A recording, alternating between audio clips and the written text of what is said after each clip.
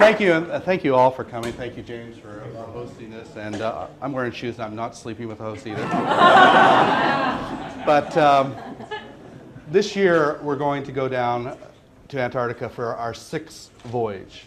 This would be 6 times that we've gone down there. 6 Christmases and New Years that we spent down in one of the most remote and hostile areas of the world.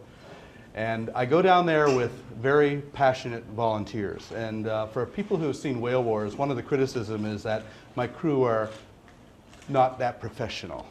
Well, you know, back in 1910, when Shackleton went to Antarctica, he was criticized for the same thing. And he said, and I agree, I would rather have passionate people than professionals. And the fact is I could not pay people to do what my crew do down there. And what it is they risk their lives to protect these great whales. And they do it without any hesitation. They come from all walks of life. We usually have anywhere from 8 to 14 different nationalities on board. Our objective in going down there is simple. We're speaking the language that the Japanese whalers understand, profit and loss. And for 3 years, we've cost them their profits. They have made no money. And we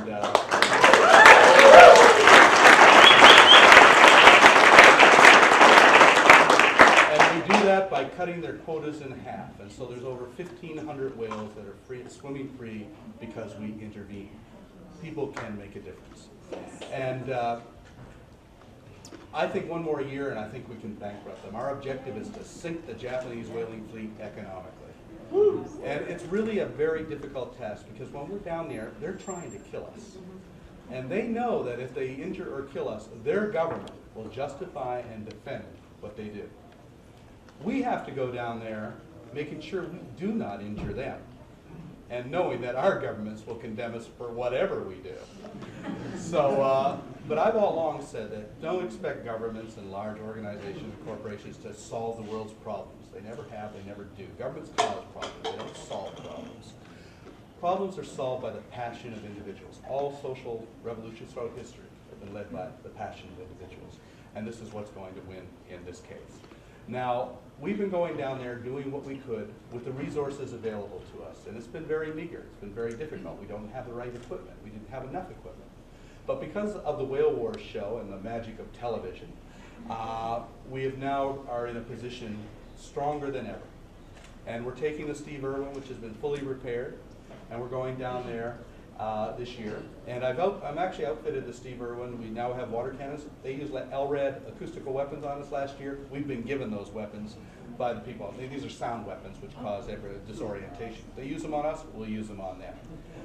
I'm also in town. I'm going to harpoon the Nishan Maru, too. Got myself a harpoon, but we're going to put a big rubber suction cup on the end of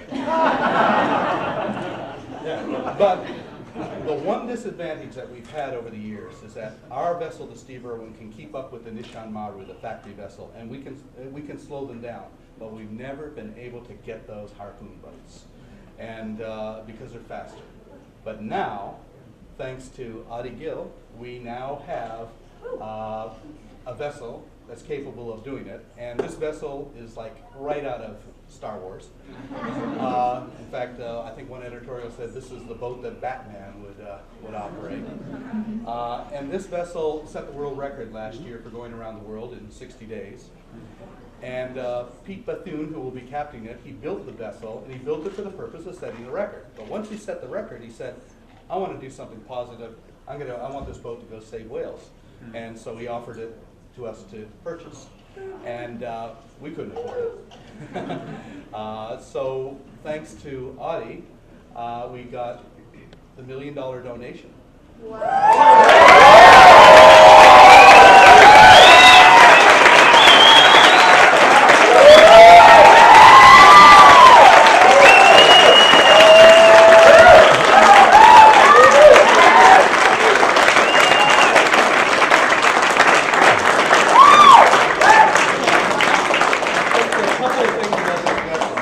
This vessel has a range of 12,000 miles.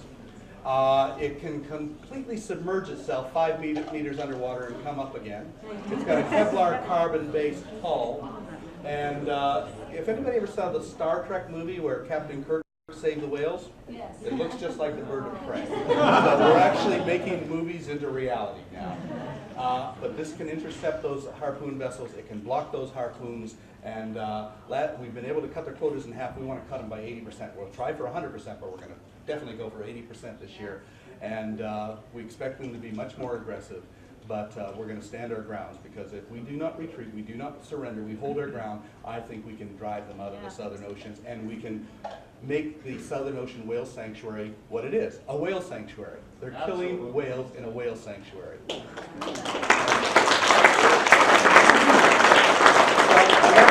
like to introduce Ady, and he's going to unveil the vessel.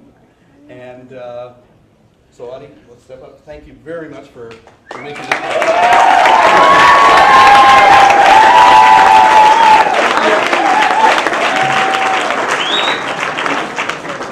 So before I unveil it, I want to tell a little story how you can get from nothing to something. In 1999, my friend Kimberly over there said to me, Ady, you know, you can actually adopt a turkey for Thanksgiving. You don't need to eat it. So what I did, I said, what does it cost? He said, $20. I said, really? So I sent $20 to Jean and Samantha, and I got myself a little card here. And it was my first turkey that I adopted. And this turkey, the name is Shalom. And it's really funny because Shalom in Hebrew is hi and goodbye, but it also means peace. So it's kind of like symbolic. For me, it was peace with the animals, you know, and that's how I see it. So the next year I say, well, that's kind of ridiculous, you know, what am I going to give $20 for anything, you know? So I call them up, I say, what can I do? Can I like adopt 100 turkeys? He said, sure, said $2,000, you get 100 turkeys. I said, fine, am I going to hit 100 cards like this? I said, we send something else. So they sent me, pictures of turkeys like this. And they're kind of like all sitting on the trees, you know, and I have tons of turkeys on the trees. I said, well, that's really good. All right. So then I said, well, you know, we can all do a little or more, as much as we want. We can do $20 if that's what we can do, right? But we need to do something, right? So then later on, I was invited to a gala in Santa Monica. And here I go there. I didn't even know what it was all about. There was a little Zen car outside, the one you see there parked in front of the house. And I go there, and we're having dinner, and here this man goes and start talking. And he talks. I said, wow, he's a hero. How can I be a hero like him? I mean, he's like the Mother Teresa of the oceans. You know? I said, he is so cool. And then he was telling a story, and I remember the story, and I don't know, with the whale, the female whale, that you were in a little boat, and she was looking at you, and you knew that she could kill you, but she knew that you were there not to kill her, right? And then she goes there, right? And she died in the ocean. Similar? Oh, that's right. Okay. All right. So I said, wow, and then I kind of like start crying. I said, you know what? There's a really noble cause here with Paul, and we need to help. So there was a little charity there, and there was a little Zen car. So I was bidding against Richard Dean Anderson on the car. I said, I'm not going to let him have the car. So I got the car, and actually it wasn't about the car, because auctions are really not about what we're going to end up with eventually. You know, we can have so many cars, what do we need another car? We really want to give the money. So it really doesn't matter, it's just symbolic, right? So it ended up, I ended up with the car and the donation. I said, wow, what an awesome organization. I started looking at Paul Watson and what he does, and I said, wow, he's really a man who doesn't like to talk. He goes there and he does things. He said, okay, we need to stop them. I'm not going to go with Greenpeace with pictures or whatever it is that take camera and take photos, right? I'm going to stop them. That's it. And sure, we have to have two things. We have to have education. We have to have somebody stopping them. But you know what? If I try to go to Japan and educate the 200 million whatever to not eat whales, probably not going to be successful, right? So he's doing what he can, and I think this is the one thing we need to do. So then I came here to this house about 5 months. 5 months ago, and there was a board up there, and on the board, on the corner, there was a little ship. Not really little. It was like a 35-foot, 2,000-ton ship. And then Paul said, we want to get another one like the Steve Irwin. So I talked to Susan. I said, Susan, I'm considering, but if I get you the ship, will you put my name on it? I said, that's all I want. That's it. And she said, well, go talk to Paul. So I got him out there, and I said, Paul, what do you think? He said, you want your name on it? Fine. I don't care. Put the name on it. All right. So I said, all right, let me consider. So then later on, Paul came to town with Susan, and I said, you know, I want to talk to you. So he came to my house with Susan. I said, let's talk. So I knew he was coming. I said, he's an important man. So I went to Ralph's and got some. Right? I said, I got to get him a bit something to eat for lunch. So we all eating from plastic cans. And then I said to Paul, listen, I'm not going to talk a lot about this now. I said, look, it's a simple deal. My name on the ship, you get $1 million. And he said, he was sitting in my kitchen. He said, sure. Okay. Thought about it for a second, 2 seconds. Said, you know what the heck? Put your name on the ship. I need a ship or a port to be the ship. Then if your name is on it or not. They said, good, okay, fine. So we shook hands on this. And that's really what it was. I mean, it was not a big negotiation. So we're looking for a ship. And it was difficult to find another Steve Irwin at the time to get it out there. So then they came back to me and say, Ady, what about the Earth race? I said, I don't know, it's too little. I want something big. Right? And he said, no, but it's really fast. I said, well, this is cool, actually. You know, it's really fast. We can do different things. So I said, you know what, let me think about it.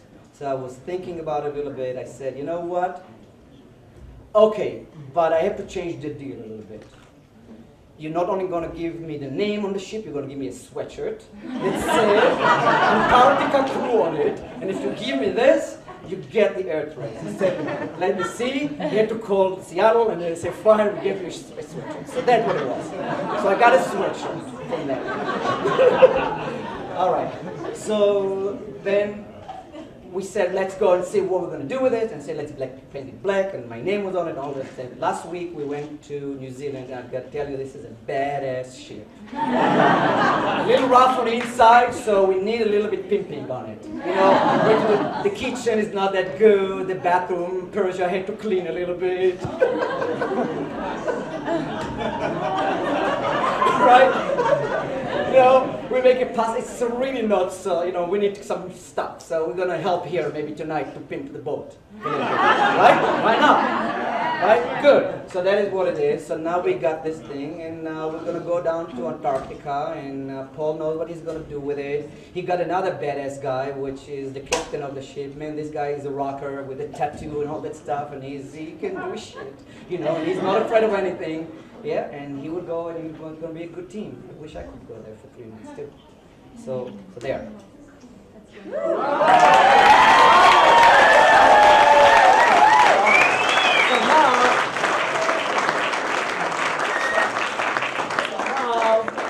I told Paul that if my name is going to be in the ship, he's going to get a check for $1 million, right? Let's see. The pen. Yes. So let's see.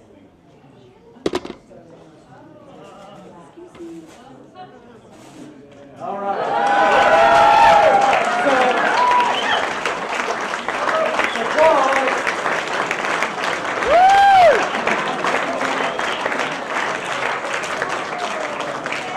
So Paul, is a man of his word, and I'm a man of my word. And I didn't say I forgot my checkbook. I have it here, and later on I'm going to give him a check for $1 million for it.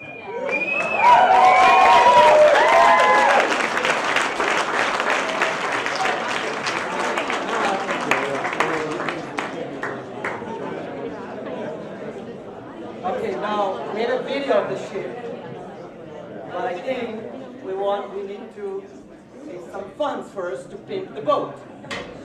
Show the video. We're going to show the video. Okay, so let me have the remote.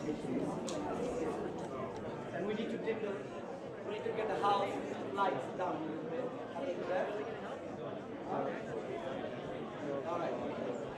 Now, Louis, tell me when you're ready. I'm going to see. But is it hard to think this? You'll probably kill it now, right? Yeah.